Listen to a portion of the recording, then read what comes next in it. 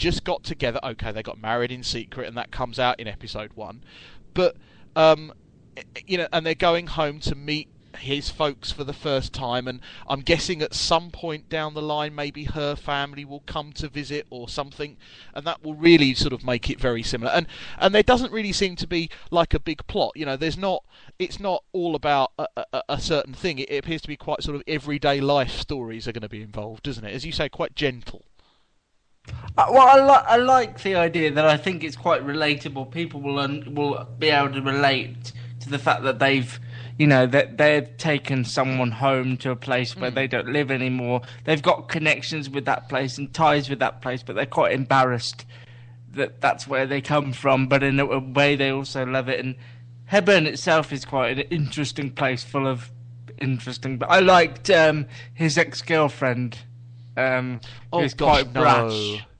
No, I disliked that. I could see exactly where that was going, and I kind of had the same look on my face that the character of his wife had. Like, you went out with that? There was a little bit, but and I think it's a good cast, it's a good comedy. It just didn't really make me laugh that much, and therefore I don't know whether. I mean, I'm gonna probably watch episode 2, but I think unless it really produced some laughs, I don't know that I'm going to carry on. But it was good. Hey, a darn sight better than Me and Mrs. Jones. Let's put it that way. And if you want to get more information on Hebburn, you can read my interview with star Chris Ramsey at thecustardtv.com. There's another plug for that.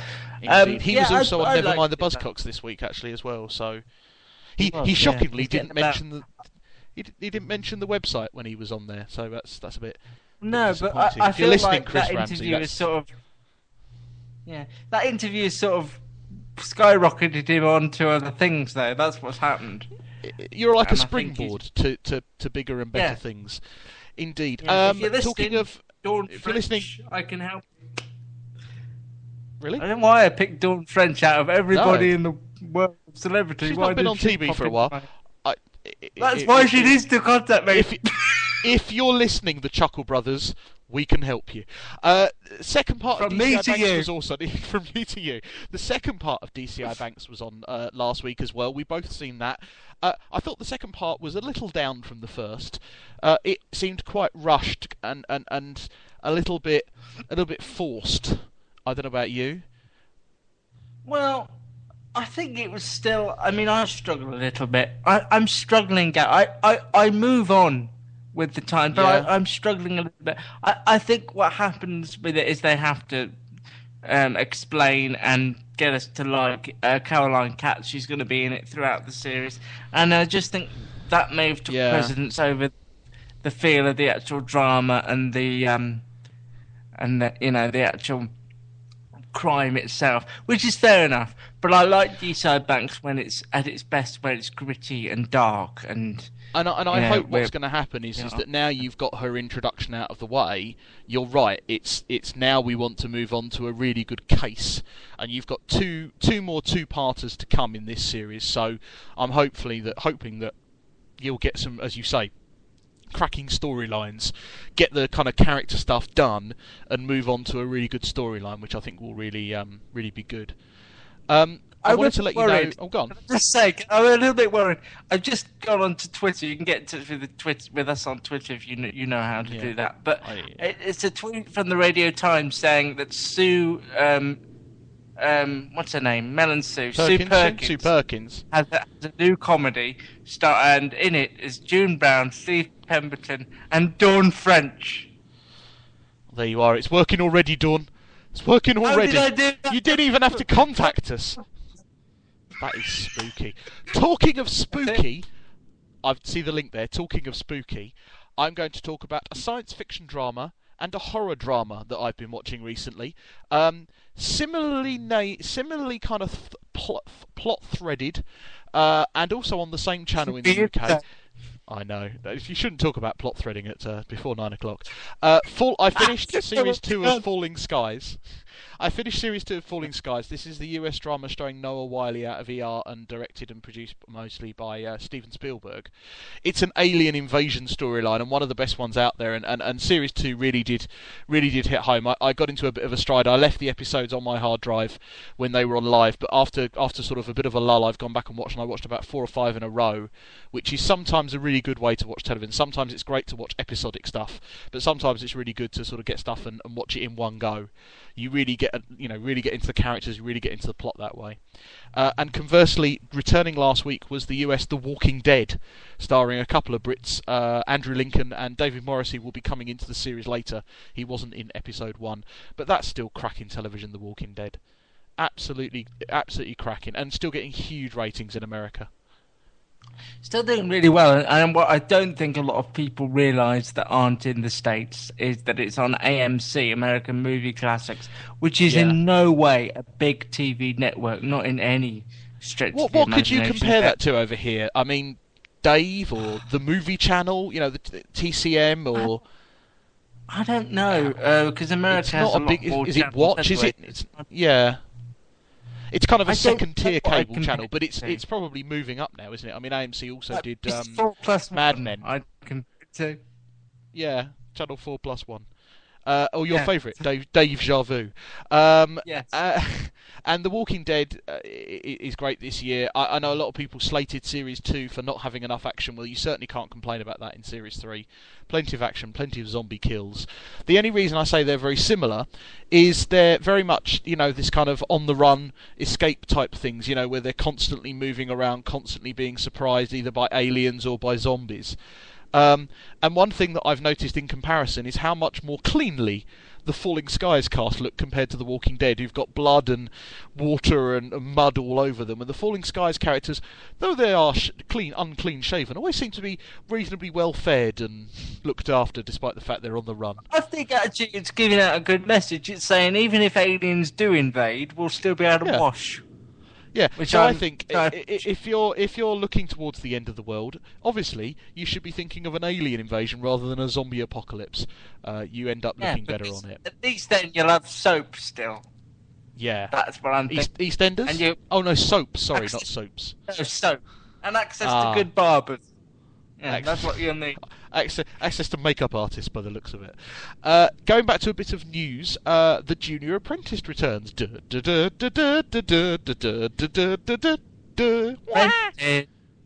the Apprentice. Now, with the what I love Junior. about the Junior Apprentice is that it started off in 2010 as the Young Apprentice, and last year it got renamed Junior Apprentice. I was kind of hoping they'd change the name of this series as well to Little Apprentice or something. It should have been Apprentice JNR, shouldn't it? It should have just kept shortening it, Apprentice JNR. Yeah. So, yes, Lord you're Sugar. Not a fan of the Junior Apprentice, are you? Even though you're a fan of the Apprentice, you're not a fan of the Junior one. Never watched the Junior one. I think probably it's a bit you too hate far. Children? Is that what we're saying on the podcast? You just no children. No. Don't put words in my mouth. We're saying that I'm a little. I hate people. No, I've had a bit of Apprentice overload, as we know, as we talked about extensively in the early podcast that we did, as we were talking about The Apprentice. I'm a big Apprentice fan, but this series just seemed like too much for me. This recent one, so no, the Junior Apprentice is too much. But it's going to be on the big thing. It's on at 8 o'clock, which hopefully should see a number of the young people that are in it perhaps being allowed late enough to stay up to watch it. Isn't 8 o'clock part? 8 o'clock is well late enough for them, all of them. So. But just to clarify what we've learnt from this segment, Gary hates children. So yeah, that's just not true. The thing is, I like the Junior. Remember that I can mute your microphone now. I have the technology. Yeah, but I will still keep talking. So that's true. Just think of what we missed. I like the Junior Apprentice, and I'm certainly going to watch this next series. It'll be on till just before Christmas, and I kind of like the ideas that the juniors come up with. They take it a lot more seriously and take themselves seriously, or not less seriously, I should say, than the people on The Apprentice, who think they're too big for their Apprentice. Is that what you're calling the new series, Apprentice? They want to impress Lord Sugar, and they want to come across well to him. The people on the Apprentice don't. Why hasn't there been Dragon's Den Junior? Is that an idea I could pitch to Dragon's Den? You should do a series around Dragon's Den Junior. Well, that's now not up for debate. Thank you very much. And some early Christmas scheduling news. A big fight on Christmas Day is going to be between the BBC's Call the Midwife, which is officially the biggest drama of 2012. Is that right? Ratings-wise, yes, but I'm sure yes. people have seen other dramas. Well, that's right. Other dramas are available. And Downton Abbey are likely to go head-to-head. Downton Abbey, which will be finished by then, but I think there's a Christmas special, isn't it? Now, the Midwife. I must say at this stage that it's just speculation. But I've not been wrong ever in my life before. So that's right. It seems fair to speculate. Ladies and gentlemen, if you're a betting man or woman, I'd say back that to the hilt. Back that period drama horse. Back that period driver horse. Well, there aren't any horses. It would be a horse and cart, wouldn't it, rather than a horse? So we're all, yeah. I would say that's it. I mean, traditionally, both BBC and ITV fight for ratings on Christmas Day, as we know. There's normally there will be a Doctor Who special.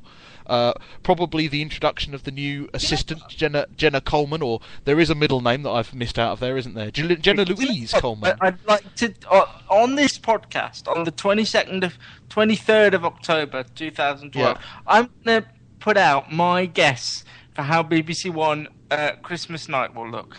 Right, and then when we get the list for the Radio Times, let me do my introduction. So what time are you starting at? 7? Are you starting at 7 o'clock? No, 6:30. 6:30. Okay, fine. Right. So what's on first at 6:30? So now on BBC One, here at 6:30 on the BBC, it's Doctor Who. Right, so that's going to last about 50 minutes. So now on BBC at 7:20. EastEnders. That'll probably be an hour-long special. So now on the BBC at 8:20. Call the Midwife. And what that'll be, about 50 minutes, or will that be another hour? Till 9:20 if my scheduling is correct. so and now on the BBC at 9:20. The Royal Family. And that'll probably be a 40-minute special, which will take us to about 10 o'clock. Yeah, keep going. Sorry, right, yeah, now on the BBC, here at 10 o'clock, it's Mrs. Brown's Boys. Oh dear, and that's the point where I'll be turning the television off. That's the point where we all wonder why we even celebrate Christmas at all. But the thing that'll be the moment where everybody goes, oh, it's only another 365 days till Christmas. I reckon what will happen is Downton and Call the Midwife, as we suspect, will fight it out. But there'll be an overlap where the BBC will hope that people will turn over to the Royal Family. So the two will be on. And I reckon that's what will happen. And of course on ITV, we don't quite know, but there'll probably be a You've Been Framed Christmas special. I seem to remember they did that. There'll probably be an X Factor show, or not? No, it'll be finished by then, won't it? No. It'll be done by then. Family Fortunes or something horrendous. Yeah. Returning this week and to reasonably good ratings was Surprise, but without Scylla. That was the big surprise. It seemed to do quite well in the ratings, actually, in the lead up to the X Factor. I heard somebody on the radio say this, and I can't take credit for the comedy, but let's just forget that I said I heard somebody on the radio say it. Yeah. I'll on Sunday, that bit. Fawlty Towers was on BBC Two, I believe, and they watched that, and then they had a little bit of a sleep, and when they woke up, Surprise was on, and they genuinely thought for a few minutes they'd woken up in 1984. It seemed like bit of an ashes to ashes moment there. And woke up with surprise. If, say, the Cosby Show had been on afterwards, I'd be getting ready to have a bath on a Sunday. Dad's Army. They always replay Dad's Army on BBC Two. A couple of shows left to talk about that we've been watching last week. Monroe keeps going. I think I'm a week behind Monroe, so I've seen last week. Still good.